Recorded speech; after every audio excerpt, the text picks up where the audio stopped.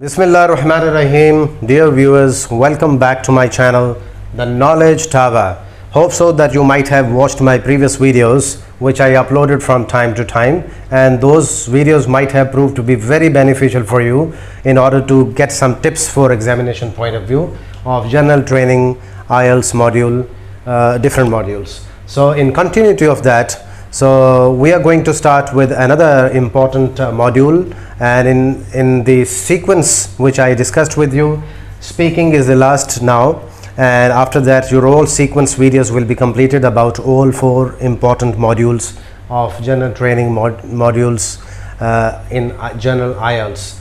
So let's start speaking now.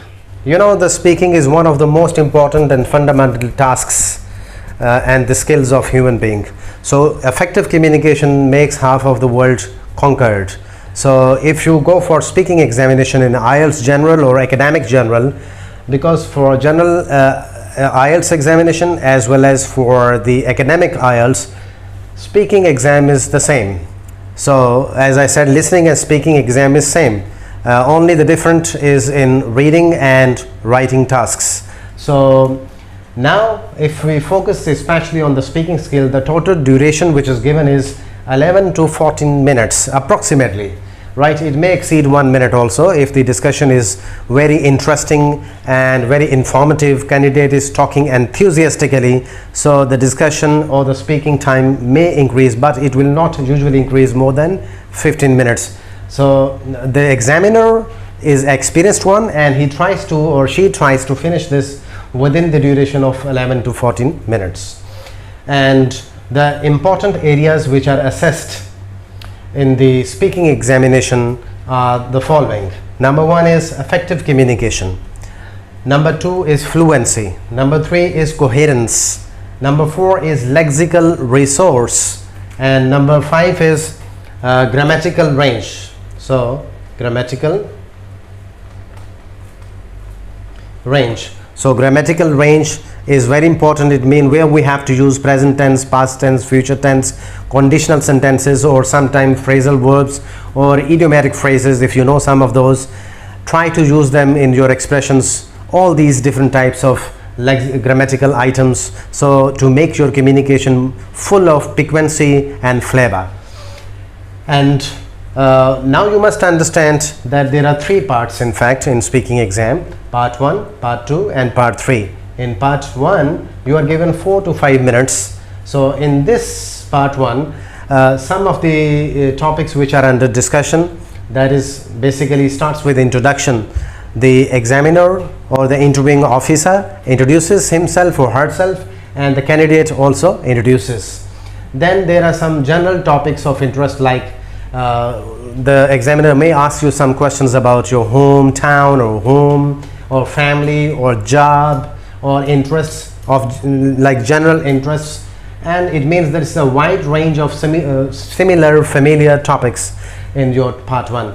So basically what is the main objective of the speaking exam part 1 is that in introduction, although it is not assessed, but this is a great opportunity for the candidate to open up and to be at ease and to feel in a comfortable environment. This is the basic objective of the examiner, also to help you to feel at ease and comfort, so that the examiner or the interviewing officer and the candidate feel at ease with each other, and also to be familiar with the pronunciation of the candidate in this important part 1 of IELTS general or academic. So after this, the examiner proceeds to the second part, that is topic or task card. So in topic or task card, our topic card is given with some main topic, and some suggestions or recommendations are given in that topic.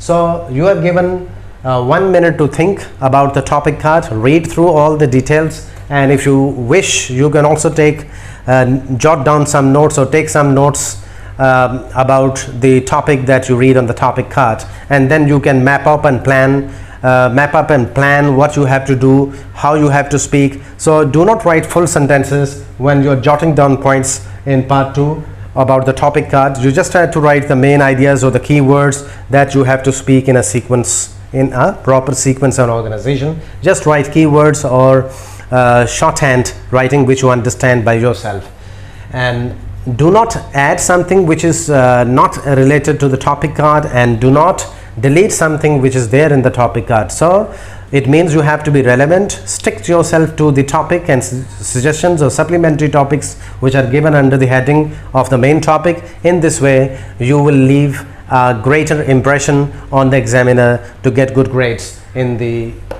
speaking examination. Leading to the part 3, once again there will be 4 to 6 minutes total duration. So basically part 3 is an extension of part 2, the topic card. Whatever you have spoken, whatever you have explained, whatever you have talked about the main topic, and the suggestions or recommendations or supplementary topics in topic card part 2, the examiner will ask you some abstract questions or topics which are thematically linked to the topic card part 2. Thematically mean the basic theme which is given in the topic card. So part 3 will be based and will be consisting of, you know, the thematic link to the part 2, right? So some abstract question will be asked regarding the topic card. And one more thing which is very important to understand, that you must have, as I said before, grammatical range, and I have already explained what is grammatical range. You are quite familiar with that now. And next is accuracy. You must be accurate in when you're speaking. All the words should be clear and accurate. Do not use those vocabs and diction which you are not familiar, or you do not know the exact pronunciation. So if you know the pronunciation of the words, although your speaking exam depends on the variety of your experience and exposure to English language. If you have more exposure to English language, you likely have chances to build up more diction on your part, and you feel at ease to express your speaking skills on the basis of the more exposure to vocabulary. So another important thing is pronunciation. So pronunciation means that you should try to adopt a pronunciation or try to develop a pronunciation which is acceptable, which is clear, which is free from ambiguity. And do not try to copy, as I said in my earlier videos, do not try to copy somebody that you like very much, your favorite characters in the movies, talk shows, or some other kind of things, or TV shows. Do not try to copy their pronunciation. Try to be natural, relaxed, and try to have your own pronunciation. So in this way you likely fall into the category of getting good impression in the examination. One more thing you need to understand, that is each overall band score corresponds to a descriptive statement, giving summary of each language ability of a candidate classified at that level. The level which is given to the candidate, each module and the overall band which is scored by the candidate is classified with the summary. So the examiner gives descriptive statement about that, about the level and ability of the candidate. So in this way what happens, that the examiner is very clear and the statement is given, and when he gives us descriptive summary, so in this everything is discussed in detail. So as you know that I have already discussed with you that I have uploaded many videos which are quite beneficial for you. So do not forget to subscribe and like, share, and press the bell icon of my videos in order to be notified with the latest videos. And in this way, especially those candidates who are preparing for the IELTS General or academic modules, they will be in a position to get greater information and preparation before appearing and taking up the date for examination. Okay, in continuity of that, now I will share with you the tips for exam for speaking. Number one is that be formal. You don't have to be informal, because examiner is not your friend. Just like you are informal with your friends, so you don't have to be there, because as I said, he is not your intimate friend.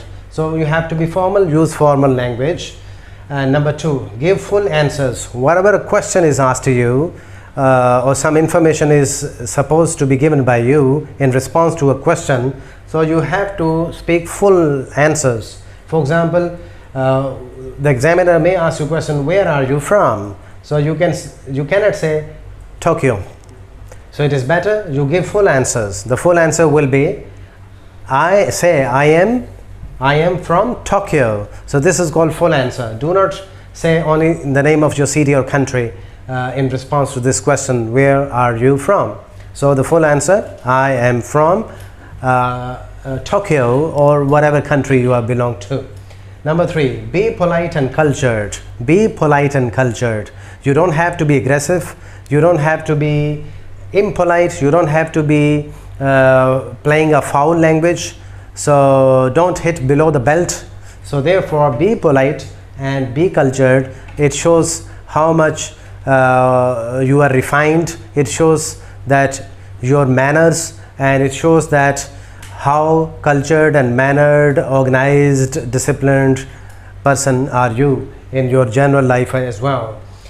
And you have to be polite, mean you have to be courteous. You don't have to lose your temper, right? So if one question is asked in another way, in different dimension, so you don't have to be angry, you don't have to lose your temper. You maintain your calm and answer the question effectively. Be polite and cultured and respectful. Number 4, maintain good posture. Always try to develop good posture when you are speaking with the examiner or the interviewing officer. Number 5, speak clearly. As I said, all the words that you speak, if you are familiar with the words, use them. If you are not familiar with them, do not use them, because you may do some mistakes. If you want to impress with your perception, you want to impress the examiner with your complicated diction or vocab, but in fact, if you do not know the pronunciation of that one, you will land into trouble and it will go into your negative marking.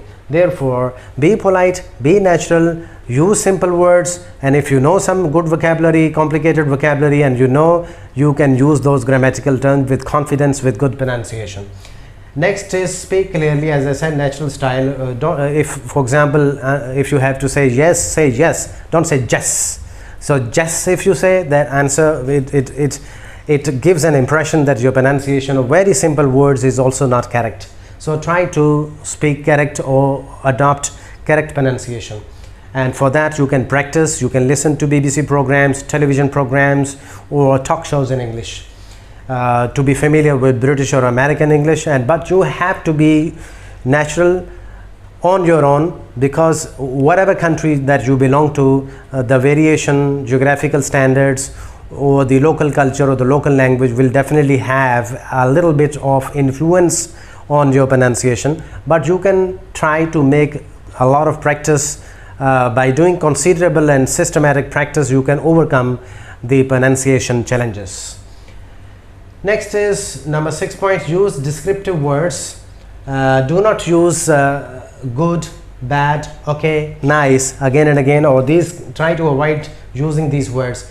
Try to show dynamism in your vocabulary. So descriptive words should be used, because when you are speaking, you are talking about or expressing something, you should always use descriptive words to describe it, because descriptive words add piquancy and flavor in your speaking skills. Number 7, speak up. Speak up means that when a question is asked to you, try to speak up. You don't have to be silent. You have to build up your speaking skills so that you can respond to the question effectively, because you are recorded here, and if you are not speaking up, what will be recorded? So the recording section will be blank. Therefore, you have to speak up, build up your sentences, build up your ideas, do a lot of maximum practice before taking up exam in speaking, so that you can speak up with fluency and continuity. Develop your ideas. Reading can help you. Reading magazines, newspapers, books of different kinds can help you to build up your ideas, and you can speak up. Next, number 8 is keep a steady pace, that is understandable posture. When you are speaking, do not speak too loudly or too too loudly or too less sound means do not mumble in your own mouth that nothing is clear to the examiner. So understandable posture should be there, means you have to be confident, you have to do not speak the words so fast that it is not understandable. So try to adopt a middle approach, and in this way you will leave a good impression on the examiner. And number 9 is explain foreign words.